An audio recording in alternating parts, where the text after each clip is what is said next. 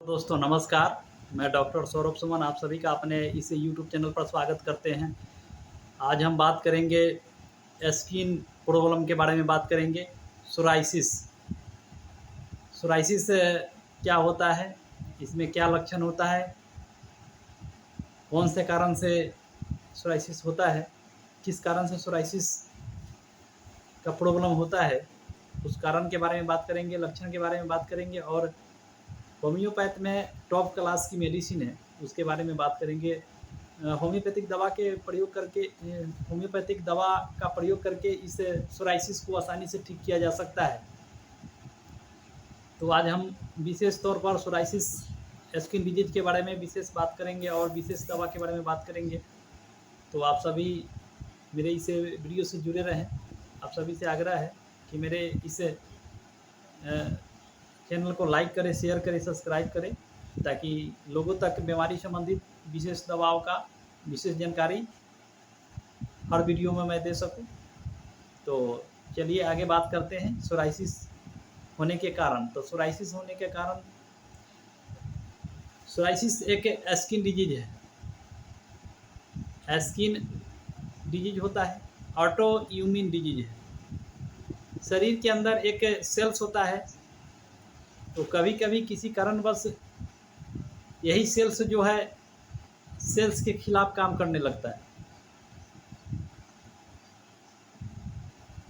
उस कारण से यह सोराइसिस होता है। बहुत सारा कारण और है।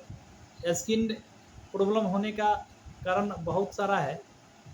किसी भी चीज़ का इन्फेक्शन हो जाना, इन्फेक्शन वायरल इन्फेक्शन हो जाता है, बैक्टीरियल इन्फेक्शन हो जाता है और शरीर के अंदर खून में कुछ खराबी के कारण होता है। तो यह तो कारण हो गया। यह ऑटो इम्यून डिजीज है। जो शरीर के अंदर जो अच्छा सेल्स होता है वह सेल्स अपने ही सेल्स के खिलाफ काम करने लगता है, सेल्स की बिल्कुल उल्टा हो जाता है। तो वैसे कंडीशन को सोराइसिस कहते हैं।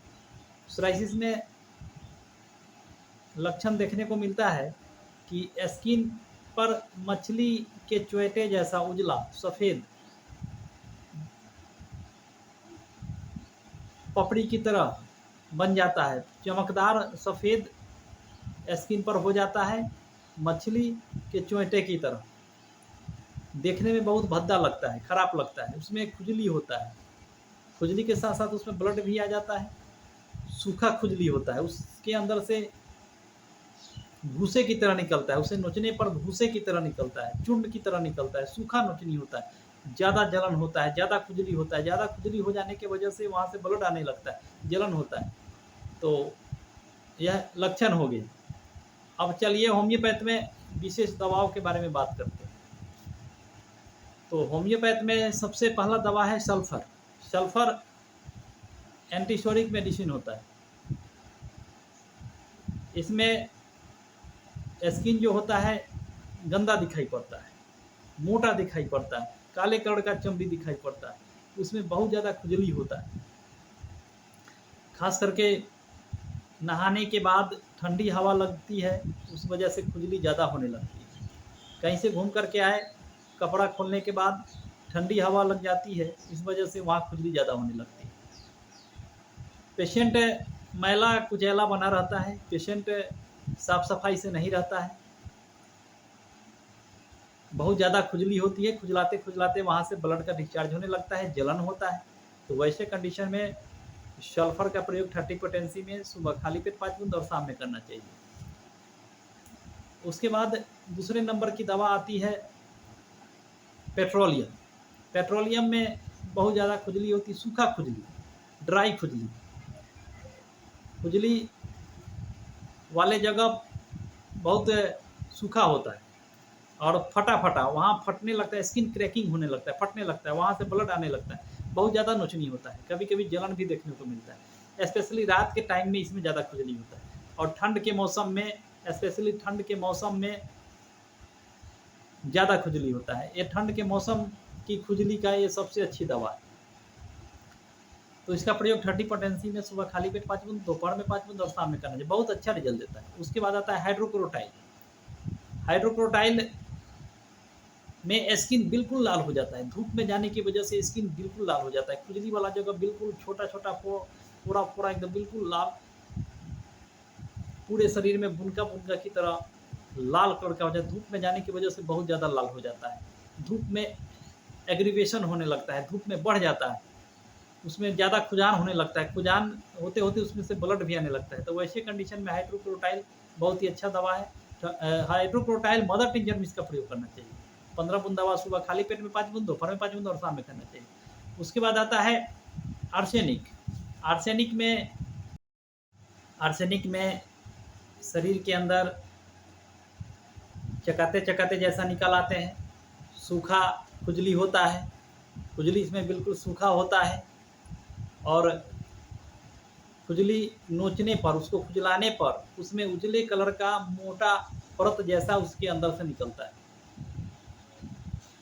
और उसमें खुजली करने पर जलन भी होता है और खुजली वाले जगह पर गर्म पानी या आग से सेक दिया जाए तो बहुत आराम मिलता है और उस जगह पे ठंडे पानी डालने पर तकलीफ और ज़्यादा बढ़ जाता है।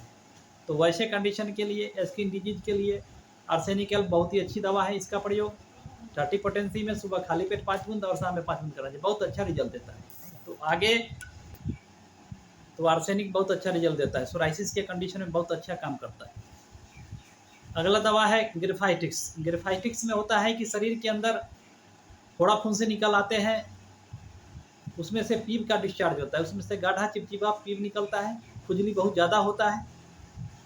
ग्रिफाइटिक्स भी है कि एंटीशोडिक मेडिसिन होता है, सूखा भी नोचनी होता है, इसमें सूखा भी नोचनी होता है, सूखे नोचनी के कंडीशन में भी यह बहुत अच्छा काम करता है। और यह स्पेशली पीप डिस्चार्ज होता है, चिपचिपा पीप निकलता है, खुजान बहुत ज़्यादा होता है, तो वैसे कंडीशन में ग्रिफाइटिक्स का प्रयोग 30 पोटेंसी में सुबह खाली पेट रोज करना चाहिए, एक ही टाइम करना चाहिए, बहुत अच्छा रिजल्ट देता है। उसके बाद आता है होम्योपैथ में बायोकेमिक नंबर 20 बायोकेमिक 20, जो इसमें कई प्रकार का साल्ट मिलाया गया हुआ है, स्किन डिजीज के लिए बहुत ही अच्छी दवा है। इसके प्रयोग से सोराइसिस में कोई भी लक्षण हो, कोई भी कंडीशन का सोराइसिस हो, उसको आसानी से ठीक किया जा सकता है। तो 4 गोली सुबह खाली पेट में, 4 गोली दोपहर में, 4 गोली शाम में, बहुत अच्छा रिजल्ट देता है। उसके बाद आता है मदर टिंचर। 3 मदर टिंचर बताएंगे, जिसका बराबर मात्रा में मिलाकर के कॉम्बिनेशन तैयार कर लेना है, जिसमें इचनेसिया का मदर टिंचर, कैलेंडुला का मदर टिंचर और अर्जाटा इंडिका का मदर टिंचर, इचनेसिया का मदर टिंचर, कैलेंडुला का मदर टिंचर, अर्जाटा इंडिका का मदर टिंचर, तीनों को बराबर मात्रा में मिला करके 15 बूंद दवा सुबह तो 15 बूंद दवा आधे कप पानी में डाल करके सुबह खाली पेट में, फिर दोपहर में, फिर शाम में 3 बार प्रयोग करना चाहिए, बहुत अच्छा रिजल्ट देता है। तो सोराइसिस के बारे में हमने बात किया, सोराइसिस में कौन कौन सी मेडिसिन चलती है उसके बारे में बात किया, इसका क्या कारण होता है, क्या लक्षण होता है उसके बारे में बात किया। इन सभी दवाओं का प्रयोग एक साथ नहीं करना है, आपको जैसा आपके शरीर के अंदर जैसा भी लक्षण महसूस हो, उस लक्षण के मुताबिक दवा का प्रयोग करना है।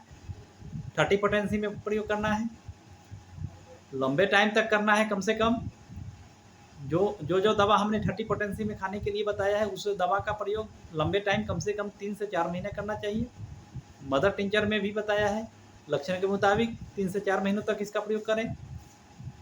हमने जो दवा बताया है उसका लक्षण के मुताबिक जिस पोटेंसी में हमने बताया है, उस पोटेंसी में उसको एक लंबे समय तक 3 से 4 महीने तक प्रयोग करने से सोराइसिस की समस्या जड़ से खत्म हो जाती है। तो आज के लिए बस इतना ही, फिर अगले वीडियो में मिलते हैं, तब तक के लिए नमस्कार।